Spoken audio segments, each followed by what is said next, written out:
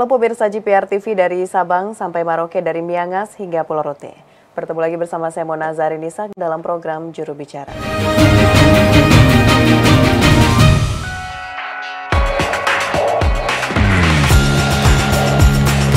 Status Jakarta sebagai daerah khusus ibu kota bakal hilang seiring dengan keberadaan ibu kota negara yang baru, yaitu Ibu Kota Nusantara. Meski hal itu tetap menunggu diterbitkannya keputusan Presiden yang akan menandai pencabutan status daerah khusus ibu kota pada Jakarta. Di saat bersamaan DPR, DPD, dan pemerintah mulai membahas pembentukan rancangan Undang-Undang Daerah Khusus Jakarta.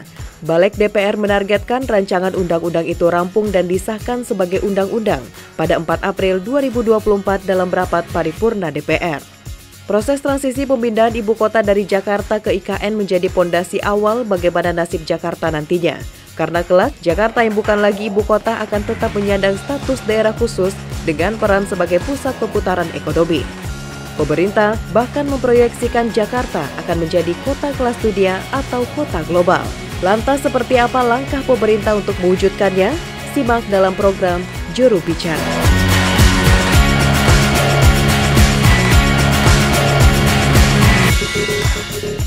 Pemirsa, pada tahun ini direncanakan Ibu Kota Negara Indonesia akan pindah ke Penajam Pasir Utara dan sesuai dengan Undang-Undang IKN tahun 2022 yang berarti bahwa Ibu Kota Negara bukan lagi di Jakarta. Lantas seperti apa implementasinya pemirsa terkait dengan status Jakarta usai tidak lagi menjadi Ibu Kota? Kita akan bahas dalam program Juru Bicara malam hari ini bersama dengan Dirjen IKP Kementerian Kominfo Republik Indonesia, Bapak Usman Kansong. Assalamualaikum, selamat malam Pak Dirjen.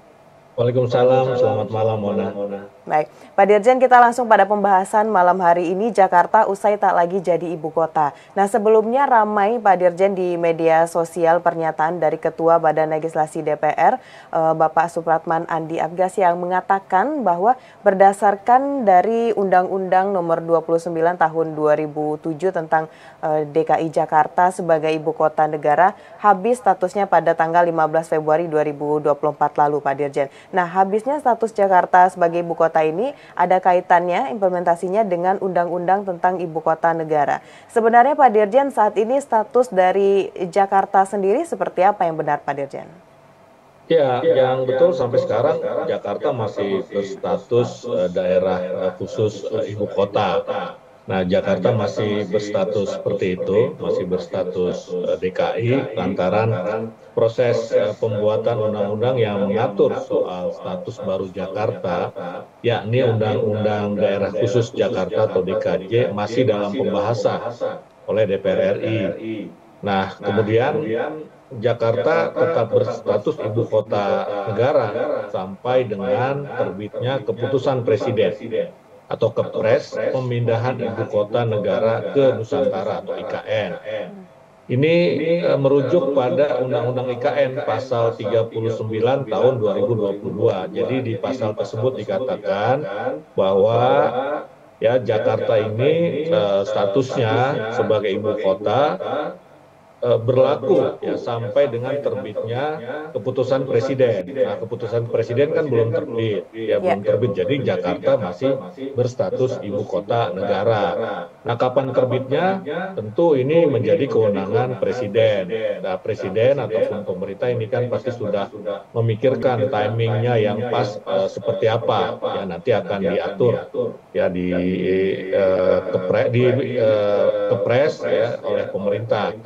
Nah, sehingga jarak waktu tidak terlalu jauh antara penerbitan Kepres, IKN, dan penerbitan Undang-Undang DKJ agar segala sesuatunya bisa berjalan dengan rapi.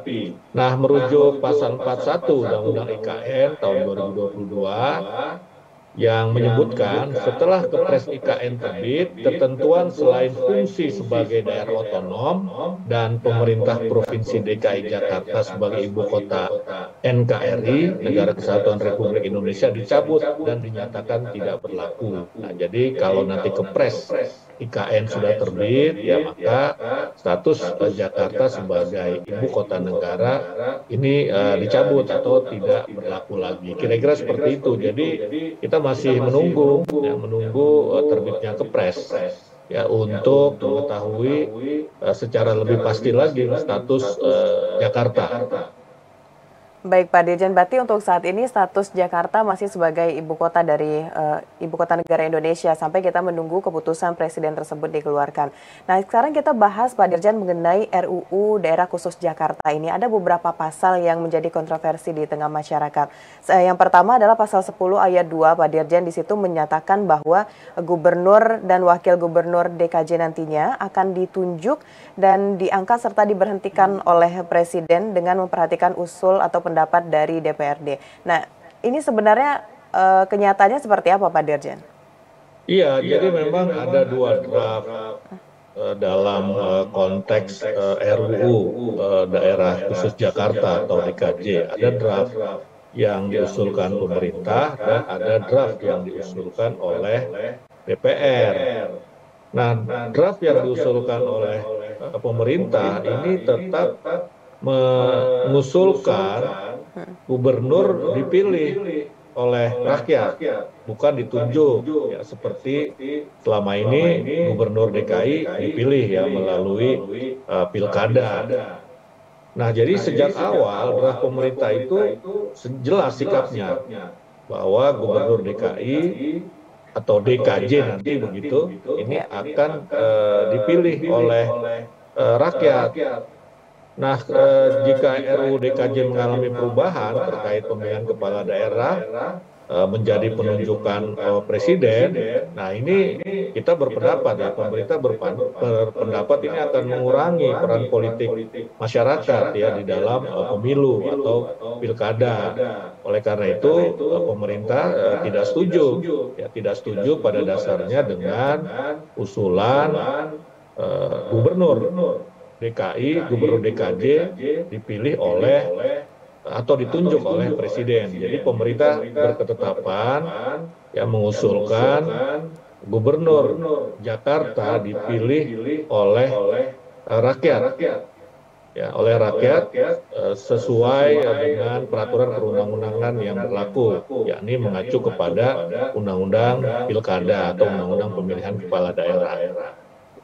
Baik, di sini kita bisa melihat seperti yang Pak Dirjen sampaikan tadi, sikap tegas dari pemerintah yang menyatakan bahwa gubernur dan wakil gubernur daerah khusus Jakarta nantinya tetap akan dipilih secara langsung oleh rakyat, begitu ya Pak Dirjen.